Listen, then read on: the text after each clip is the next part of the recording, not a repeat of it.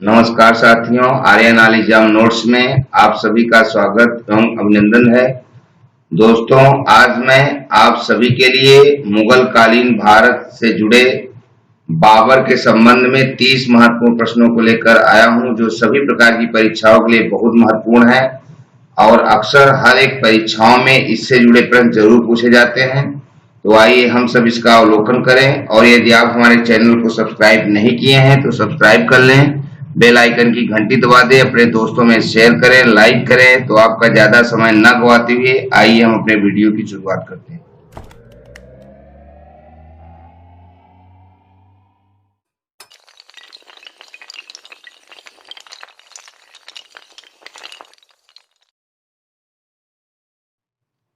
दोस्तों, प्रश्नों की शुरुआत करने से पहले हम आपको बता दें कि भारत में मुगल वंश का संस्थापक बाबर था।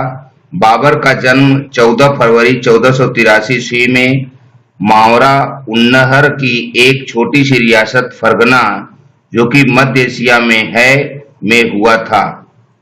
वह दिल्ली के सुल्तान इब्राहिम लोदी के खिलाफ युद्ध लड़ा था और उसमें इब्राहिम लोदी बुरी तरह पराजित हुआ था।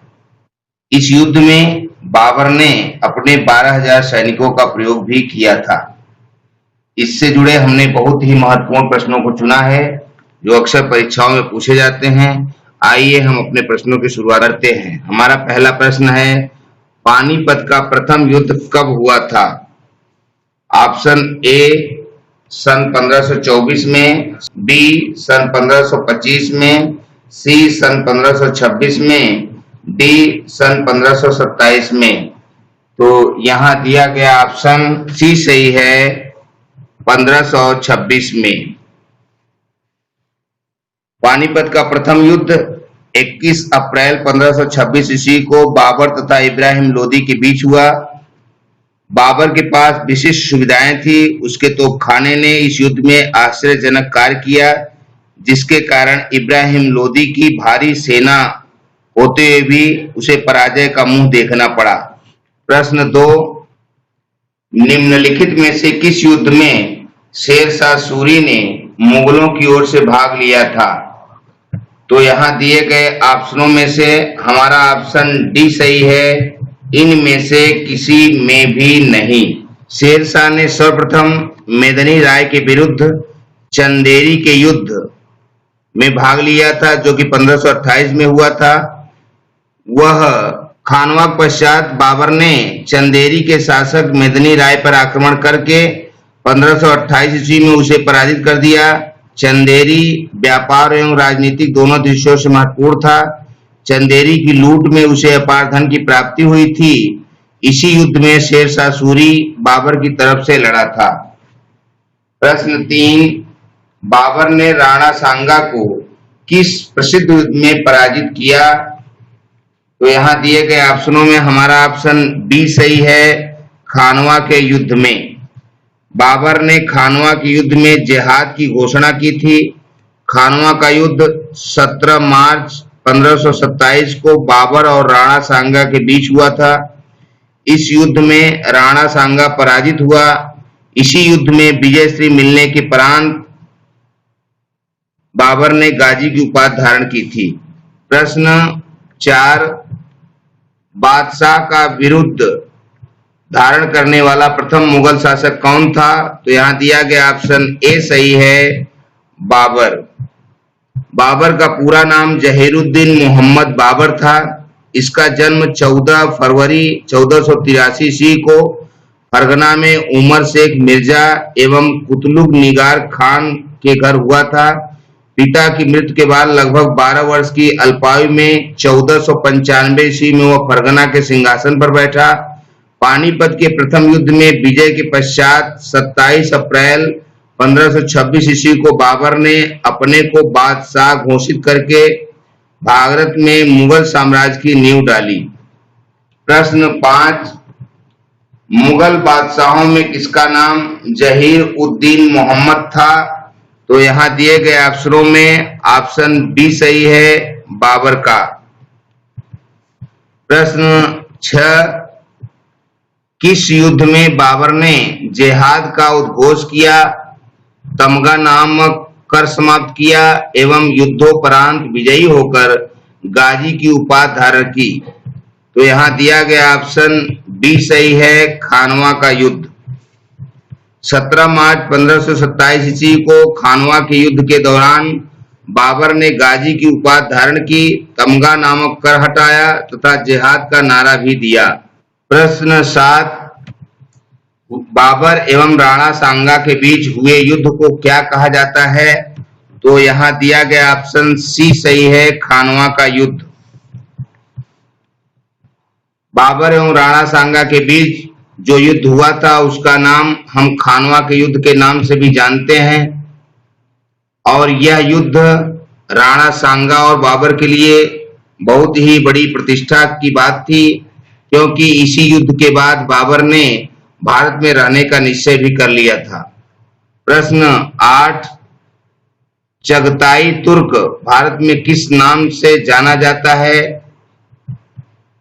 तो यहाँ दिए गए ऑप्शनों में से हमारा ऑप्शन सी सही है, मुगल।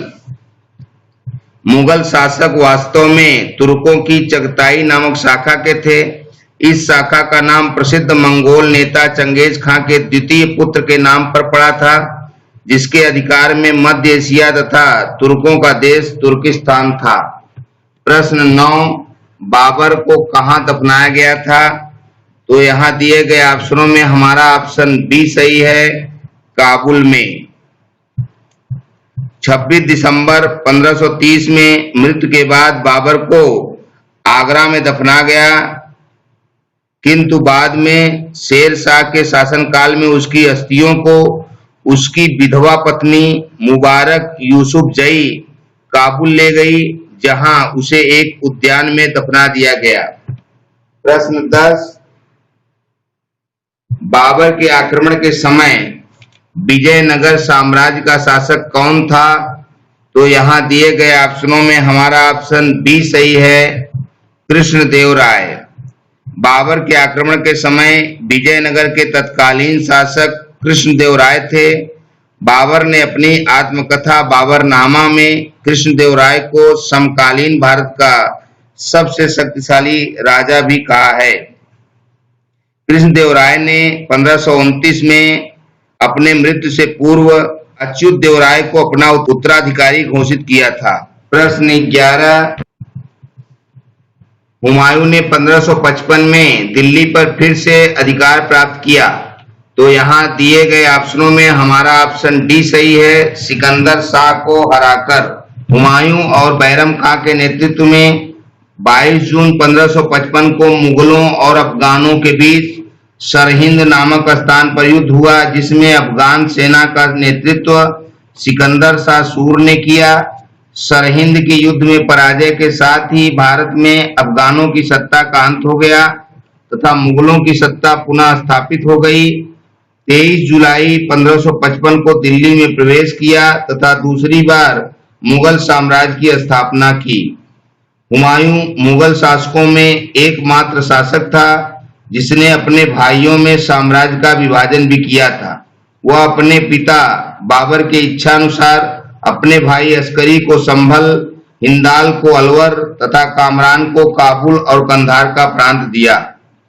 प्रश्न 12, निम्नलिखित में से किस युद्ध से भारत में मुगल राज्य की नींव पड़ी? तो यहाँ दिए गए ऑप्शनों में हमारा ऑप्शन सी सही है, पानीपत का प्रथम युद्ध। पानीपत के प्रथम युद्ध के बाद में ही भारत में मुगल राज्य की नींव पड़ गई और मुगलों ने धीरे धीरे भारत में अपने राज्य विस्तार को बढ़ाना प्रारंभ किया। प्रश्न 13, खानवा के युद्ध में बाबर द्वारा पराजित किया जाने वाला राजपूत राजा कौन था? तो यहाँ दिए गए ऑप्शनों में हमारा ऑप्शन ए सही है, राणा सांगा। खानवा के युद्ध में बाबर द्वारा पराजित किया जाने वाला राजपूत राजा राणा सांगा था, जो हिंदुओं में प्रतापी राजा था और इसे हराने के बाद ही बाबर की सत्ता भारत में सुनिश्चित हो गई। प्रश्न 14, भारत का प्रथम मुगल बादशाह कौन था? Option A Shah Jahan, B Humayun, C Babur, D Akbar. तो यहाँ दिया गया ऑप्शन सी सही है, बाबर। भारत का प्रथम मुगल बादशाह बाबर था। प्रश्न 15, भारत में सबसे पहले तोप खाने का प्रयोग किसने किया था? Option A Alauddin Khilji, B Timur, C Sher Shah Suri, D Babur. तो यहाँ दिया गया ऑप्शन डी सही है, बाबर। भारत में सबसे पहले तोप खाने का प्रयोग बाबर ने किया था। प्रश्न 16, बाबर की मृत्यु कहाँ हुई थी?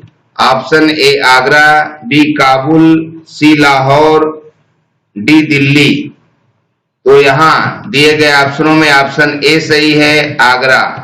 बाबर की मृत्यु 26 दिसंबर 1530 ईस्वी को आगरा में हुई थी।